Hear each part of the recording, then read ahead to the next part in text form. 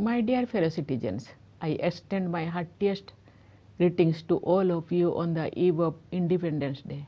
It is a matter of pride for all of us that Independence Day and Republic Day are celebrated by every Indian with zeal and enthusiasm.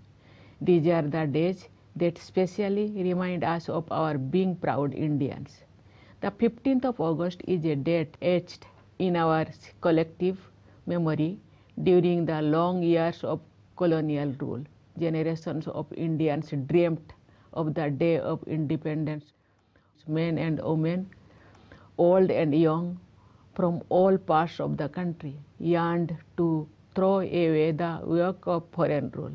Their struggle was marked by robust optimism, which has continued to propel our progress since independence too. As we salute the tricolor tomorrow, we will also be paying homage to the memory of all freedom fighters whose sacrifices won India independence on the 15th of August 78 years ago. After regaining our freedom, we also became a democracy with universal adult franchise. In other words, we the people of India put the power to shape our destiny in the hands of each of us without any restrictions of gender, religion and other factors that had barred many people from voting in other democracies. In spite of many challenges, the people of India made a successful transition to democracy. The transition was a natural reflection of our ancient democratic ethos. India had the oldest republics in the world. It is rightly acknowledged as the mother of democracy. When we adopted the Constitution, it provided the edifice of democracy. We built democratic institutions that strengthened the practice of democracy. We prize our Constitution and our democracy above everything else. As we look back on the past, we must not forget the pain inflicted by the partition of the country. Today, we observe Vibhajan Vibhishika Smriti Divas. Terrible violence was witnessed and millions were forced to relocate due to partition. Today, we pay tributes to the victims of the follies of history. Dear fellow citizens, our Constitution contains four values as the four pillars upholding our democracy. They are justice, liberty, equality and fraternity. These are our civilizational principles that we rediscovered during the freedom struggle. At the heart of them all, I believe, is the notion of human dignity. Every human being is equal and everyone deserves to be treated with dignity. Everyone should have equal access to health care and education. Everyone should have equal opportunity. Those who had been traditionally at a disadvantage needed to be given a helping hand. Keeping these principles foremost in mind, we started a new journey in 1947. After the long years of foreign rule, India was in utter poverty at the time of independence. But in the 78 years since then, we have made extraordinary progress in all fields. India is well on the way to becoming a self-reliant nation and is moving ahead with great confidence. In the economic field, our achievements are all the more noticeable. With a GDP growth rate of 6.5% in the last fiscal, India is the fastest growing among the major economies in the world. Even amid stress in the global economy, demand at home is pacing ahead. Inflation has remained under control. Exports are rising. All key indicators show the economy in the peak of health. This is as much due to carefully calibrated reforms and sagacious economic management as due to the hard work and dedication of our workers and farmers. A large number of people have been pulled out of poverty through good governance. The government has been running a series of welfare initiatives for the poor and also for those who have risen above the poverty line but are still vulnerable, so that they do not fall below it again. This is reflected in the rising expenditure on social services. Income inequality is reducing. Regional disparities are also disappearing. The states and regions earlier known for weaker economic performance are now showing their true potential and catching up with the front runners. Our business leaders, small and medium industries and traders have always exhibited a can-do spirit. What was needed was removing the bottleneck in the path of wealth creation. That is so visible when it comes to infrastructure development over the past decade. We have expanded and strengthened the national highway network under the Bharatmala Pariyojana. The railways too have innovated, introducing new types of trains and coaches equipped with latest technologies. The inauguration of the rail link in Kashmir Valley is a major accomplishment. Rail connectivity with the valley will boost trade and tourism in the region and open new economic possibilities. This engineering marvel at Kashmir is a historic milestone for our country. The country is rapidly urbanizing, hence the government has been paying special attention to improve the conditions of the cities. Addressing the key area of urban transport, the government has expanded metro rail facilities. The number of cities with a metro rail service has gone up multifold in a decade. The Atal Mission for Rejuvenation and Urban Transformation, or AMRUT, has ensured more and more households have access to a tap with the assured supply of water and a storage connection. The government considers the basic amenities of life as rightful claims of the citizens. The Jal Jeevan Mission is making progress in providing tap water supply to rural households. In the healthcare sector, we have been witnessing a paradigm shift with a variety of initiatives under Ayushman Bharat, the largest healthcare scheme of its kind in the world. This scheme has already provided cover to more than 55 crore people. The government extended this benefit to all senior citizens of the age of 70 years and above, regardless of their income.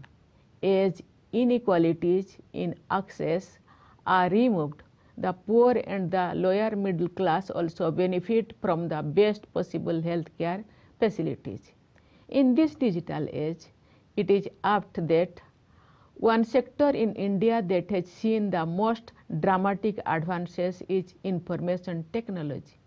Nearly all villages have 4G mobile connectivity, and the remaining few thousands will be covered soon.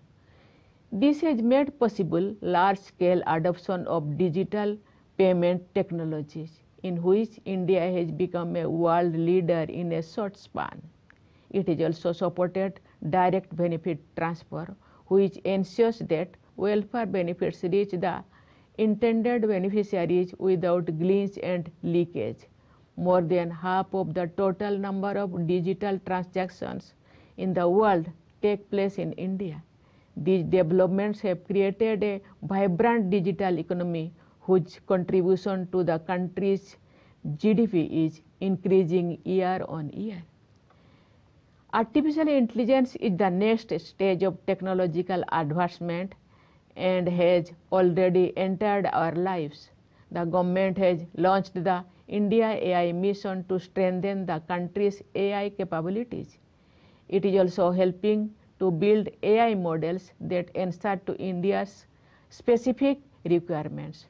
As we aspire to become a global AI hub by 2047, Our focus will remain on making the best use of advances in technology for the common people to improve their lives by improving governance. For betterment of the lives of the common people, there is equal emphasis on improving the ease of doing business as well as on improving the ease of living. Development serves the purpose only when it helps those on the margins and opens new opportunities for them. Moreover, we are increasing our self-reliance on every area possible. This has added to our self-confidence and increased the momentum of our journey towards becoming Viksit Bharat. Last week, on August 7, the country celebrated National Handloom Day, which honors our weavers and their products. Since the year 2015, we have been celebrating this day to commemorate the Swadeshi movement, launched during our freedom struggle in the year 1905. The spirit of Swadeshi was strengthened by Mahatma Gandhi to promote the products made by the sweat and toil of Indian artisans and craftspersons and by their incomparable skills. The idea of Swadeshi has been inspiring our national endeavors like Make in India initiative and Atmanirbhar Bharat Abhiyan. Let us resolve to buy and use Indian products. Dear fellow citizens, the all-round economic growth complemented by social sector initiatives has placed India well on the path of becoming a developed economy by 2047. With the nation marching ahead during the Amrit Kal, I see all of us contributing to the best of our ability. I believe there are three sections of society that will lead us on this path: youth, women, and the communities that had for long remained on the margins. Our youth have finally found the right environment for the realization of their dreams. The national education policy has brought in far-reaching changes, aligning learning with values and skills with tradition. Employment opportunities are booming. For those with entrepreneurial aspirations, the government has created the most conducive ecosystem. Fueled by young minds, our space program has witnessed unprecedented expansion. I am sure that Subhangshu Shukla's space journey to the International Space Station has fired a whole generation to dream bigger. It will prove extremely helpful for India's upcoming human space flight program Gaganyaan. Brimming with a new confidence, our youth are making a mark in sports and games. Chess, for example, is now dominated by India's youngsters like never before. We foresee transformative changes which will establish India as a global sporting powerhouse under the vision contained in the National Sports Policy 2025. Our daughters are our pride. They are breaching barriers in every field, including in the areas of defense and security. Sports are among important indicators of excellence, empowerment, and potential. The 19-year-old girl and a 38-year-old woman from India were the finalists in the FIDE Women's World Cup for Chess Championship. This underlines the sustained and globally comparable excellence across generations among our women. The gender gap in employment have also been reducing. With Nari Shakti Bandhan Adhiniyam, the empowerment of women is no longer a slogan but a reality. People belonging to a major segment of our society comprising scheduled castes, scheduled tribes, backward classes, and other communities are shedding the tag of the marginalized. The government has been actively helping them to realize their social and economic aspirations with several initiatives.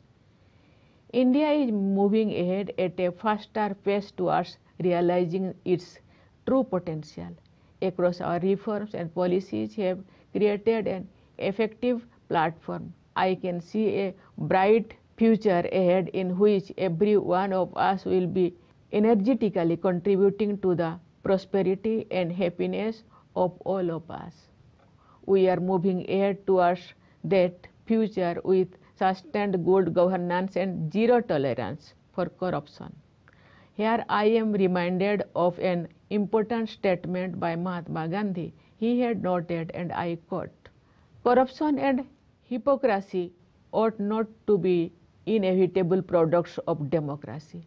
Let us pledge to realize Gandhiji's ideal and weed out corruption. Dear fellow citizens, this year we had to face the scourge of terrorism. Killing innocent citizens on holiday in Kashmir was cowardly and utterly inhuman. India responded in a decisive manner and with steely resolve. Operation Sindoor showed that our armed forces are prepared to meet any eventuality when it comes to guarding the nation. With strategic clarity and technical capability, they destroyed terrorist hubs across the border. I believe Operation Sindoor will go down in history as an example in humanity's fight against terrorism. In our response, what was most noticeable was our unity, which is also the most befitting response to those who wanted to divide us.